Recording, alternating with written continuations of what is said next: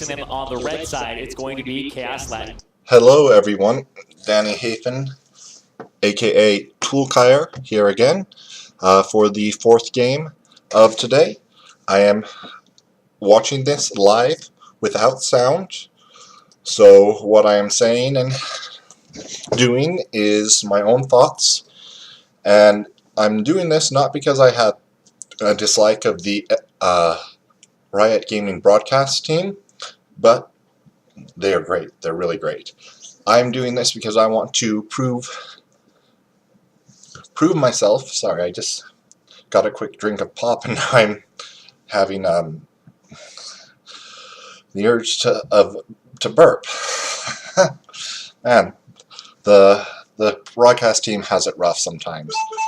So I am just trying to show myself as an amateur analyst and strategist to explain why and what is happening in the game in this tournament, and what I suspect will happen next, and what I hope the teams do next as play-by-play to win the game. Not play-by-play, but step-by-step. So in this game, we have seen the Karma, the Morgana ban, and the Azir and the Trundle band. Azir has a 100% win rate in this tournament so far. Trundle has been present in all three games up to this point and has made tanks very ineffective, so banning him is nice. And Kai'Sa on the red side band is just going to be a must. Kai'Sa last game got to her endgame state and was invincible, and that is part of the difficulty of that champion on this patch, and is why for us at home who are playing on the 8.9 patch, we're grateful that she got nerfed. We have a Varus first pick. I'm sort of surprised by that. In the LPL, AD carries were like the #1 first pick, but in other regions, people were fine taking the Caitlyn or fine taking the Kog'Maw or other champions. I mean, even Ashe and Jhin, utility base. So I think I wouldn't have gone that, but it's what Rainbow 7 is doing. Now, the Rakan has definitely showed prowess, and the Xayah is a good AD carry if they can pick it up to go with it, of course, the Lovers duo.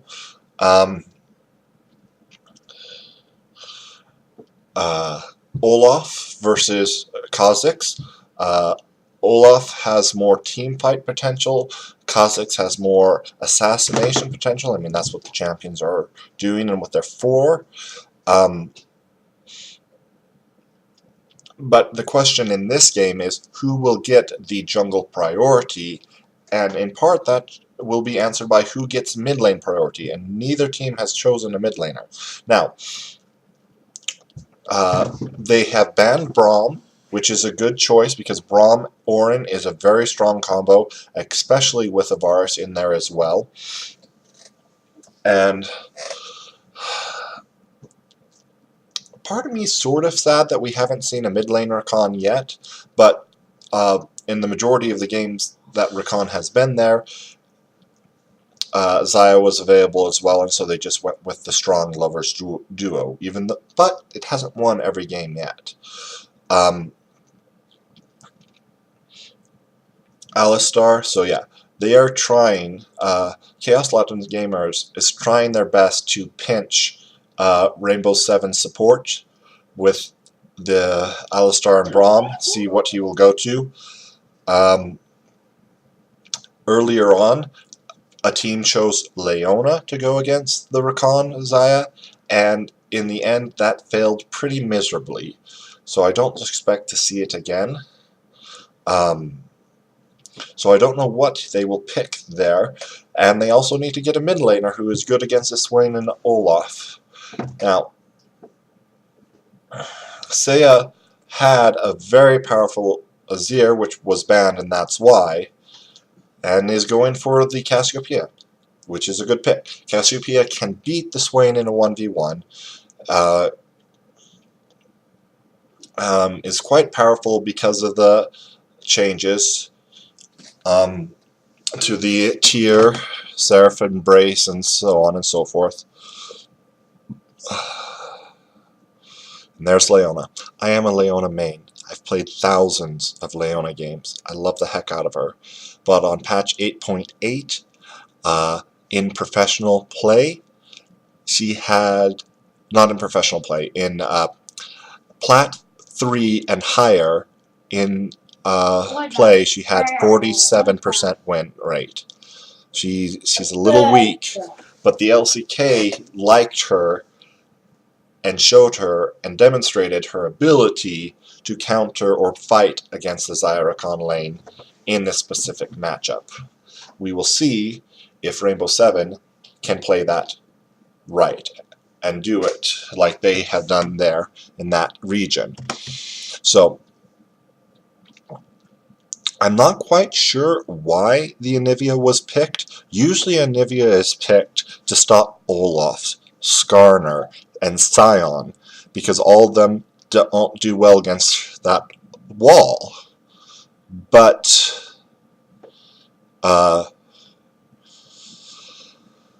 it's not as effective against a Kha'Zix. But I guess the wall does stop the short-range Cassiopeia from doing what she would like to do.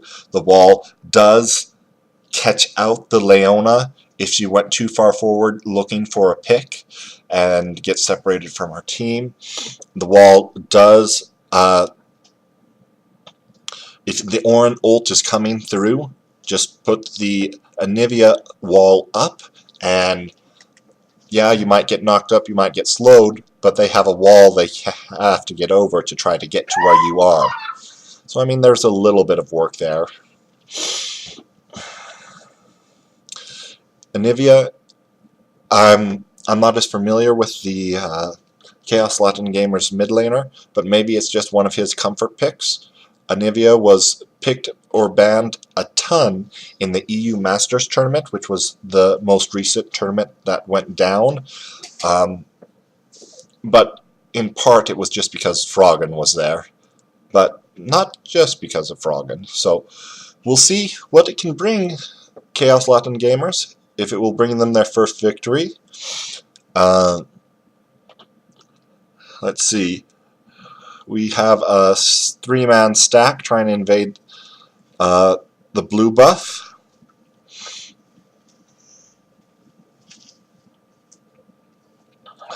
So the very first game of the day was greatly impacted by a level 1 shenanigan. So maybe this game right here they'll do it as well. And that's smart. Just putting the ward down and seeing where they start.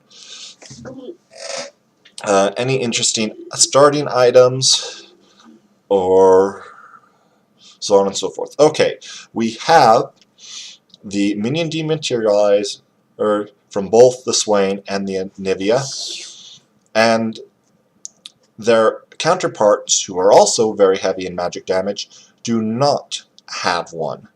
So if Swain or Anivia choose to sacrifice a damage and build a banner in their lane, they will get lane priority no matter what, and it can't be matched. Oh, see, that is what Kha'Zix does against Olaf, who's gone low to go fast in his lane. And Xayah and Rakan won that health trade, and the problem with the Leona bot lane against Xayah Rakan is if you lose the health trade, Rakan just keeps healing up Xayah. Leona doesn't get to heal herself or her AD carry, and you just get in trouble for it. You just get punished over and over again. Very nice play, very nice reaction from Odie to know where Tinderwolf would go because he started blue and because he cleared it that way. The other thing to note on the starting items is Swain took the commencing stopwatch, so that means his late game potential between phase rush and a commencing stopwatch, improving his Zonia's uptime, will help their late game scaling. They have Xayah, who I believe is the strongest late game AD carry, the stronger late game AD carry in this matchup. They have the Rakan, who I feel is stronger in full late game than the Leona in team fights. Leona is good at making picks. She's good at capitalizing on the mistakes of her enemies. But if they don't make mistakes, you don't get to capitalize on that.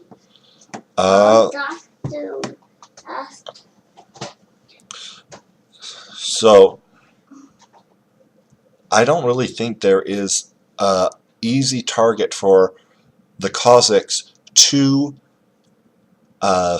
target in the late game at all. Olaf will be too tanky to target, Swain will be too tanky, Anivia will be too tanky, and Xayah has her ult. So the Kazakhs needs to make this game dance to his tune pre-level 16, because after that it's going to be almost impossible to play him effectively and do effective damage in the team fights. But Kazakhs does have a good early game. Kazakhs does have jungle control for the early objectives of dragons and heralds. So hopefully those things can happen. Teleport coming in from the Swain, and everybody backs off. Oh, from the Anivia.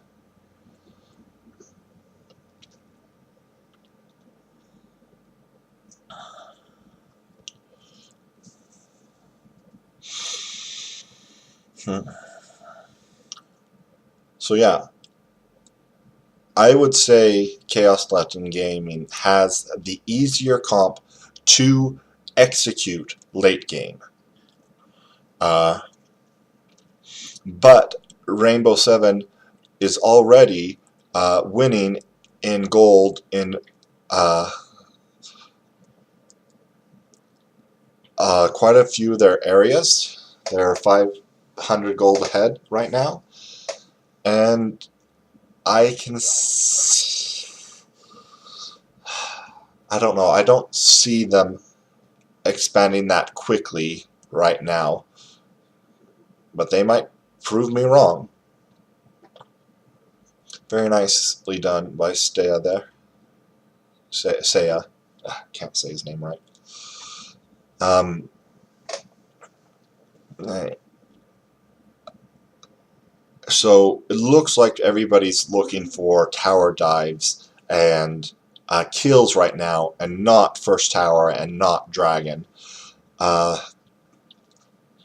Weak points are the Varus with no flash and no heal, and Leona with no flash as well.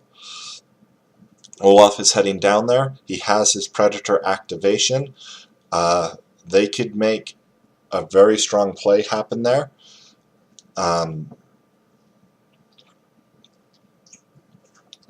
But if they don't make it before Leona and Varus hit level 6, that's a dangerous tower to dive, because they have so much CC and so much area of effect CC. What the bus turn into a house? They're very nicely done by the Leona, using Olaf to get away from his axe, so Olaf can't just pick up the axe and continually slow him and run him down. So I'm going to talk about the summoners real fast. The Anivia has Unsealed Spellbook, which I love, because her teleport is not to side wave control late game. She uses teleport to get her back into lane so she can hit her power spikes on her buybacks for her tier and her Rod of Age. It's not for other reasons.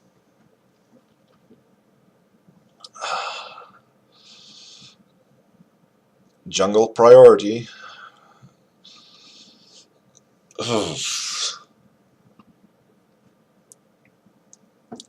Well, it wasn't the cleanest from Odie, but Saya made up for it because Anivia used up all her mana and was not able to stay for a fight.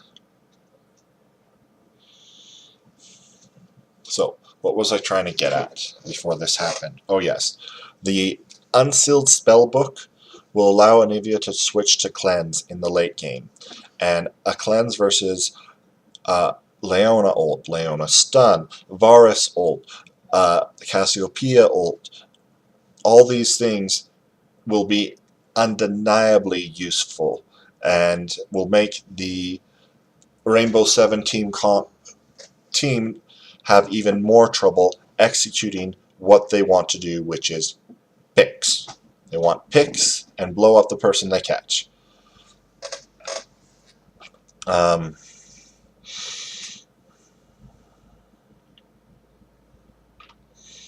So,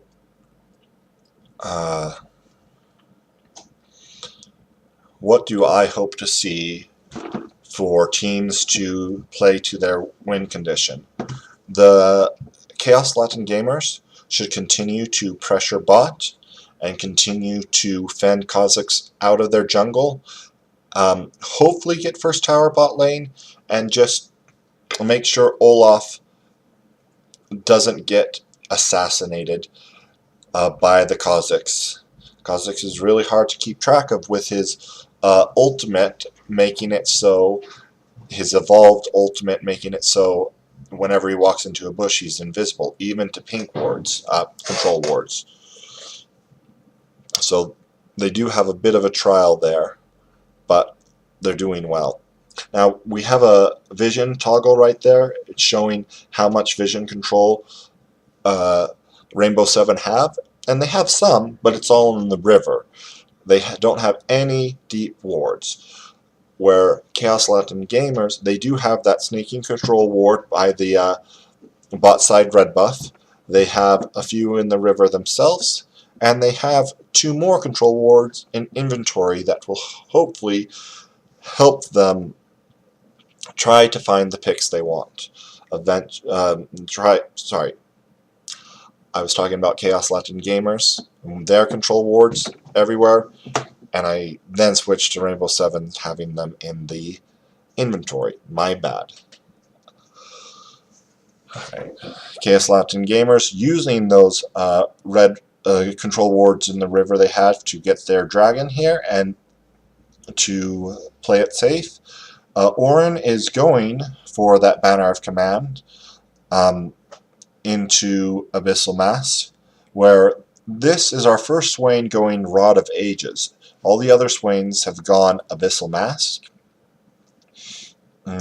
So more damage, less magic resist, but I think it is the right choice for Nate to do in this game with this matchup and what he needs to do. And very well done by Chaos Latin Gamers to get their turret.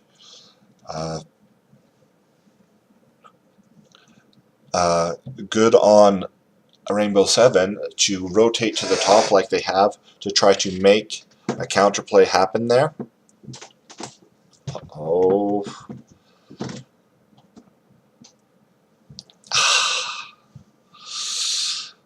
So close, Odie, but really nicely done, Tinderwolf, to hold courage there.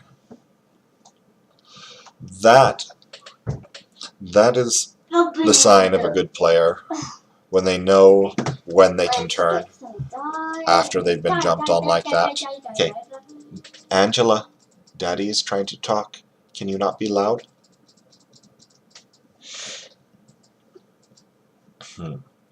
So,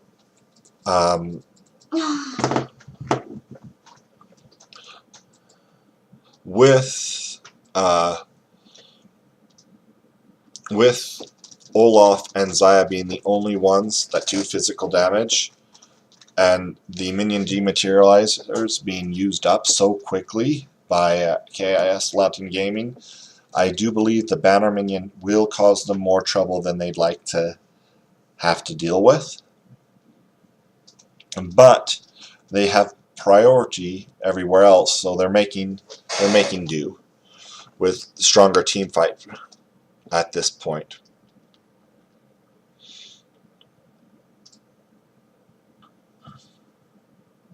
Oh, Odie got it. So there's your revenge, Odie, on Olaf. He kills you, but you take his giant rift, buddy.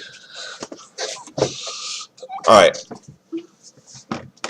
So, if Rainbow Seven wants to make something happen right now,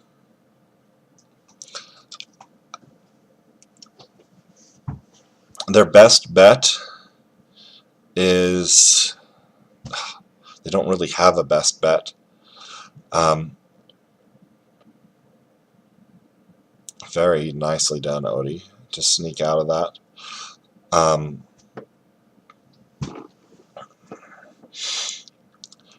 If they try to catch Olaf, Olaf ults, and you can't kill him.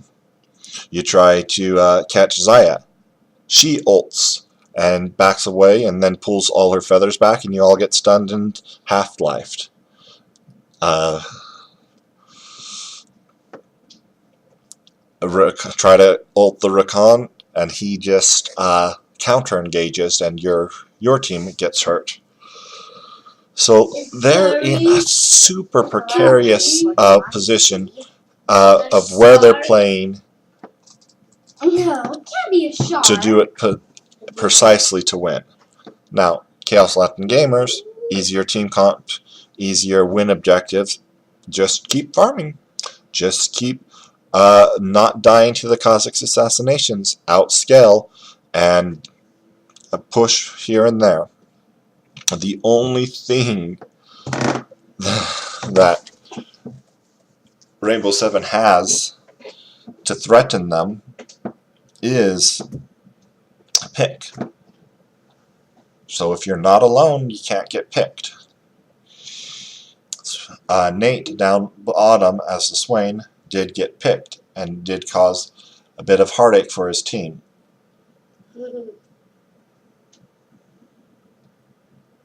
Beautifully done by Odie. Rift Herald has just been used mid lane. You can see it in the picture-in-picture, but my face is in the way. That is helping them get some tower damage, but they didn't even take the tower with the Rift Herald, just halved it. And Plugo has his rod, has his tier, has Merc treads, still has his flash and his passive. You're not going to take that mid turret unless you 5-man dive him, but if you 5-man dive him, you're going to give up a lot of stuff elsewhere, or fail it because his team will show up in time before you can kill him in his egg. So I think this is a failed... I really think this is a failed draft by Rainbow Seven. And a good improvement by Chaos Latin Gamers. Okay, here comes that 5-man dive I was talking about, and Lugo sidesteps everything.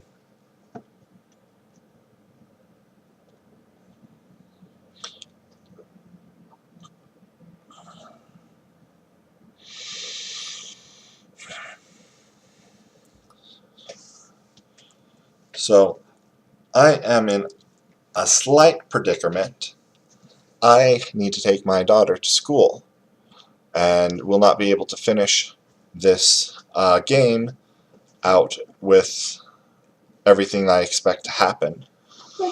I appreciate you watching me if you are, and I will do the next game after this, once I get my daughter to school. And if you want to finish watching this game, just go and watch the LCS own broadcasts with the noise, instead of not noise like I'm doing, and you will have a great time. They're great people. Thank you very much for your time, and I'll have to say bye for now. Stay strong, teams.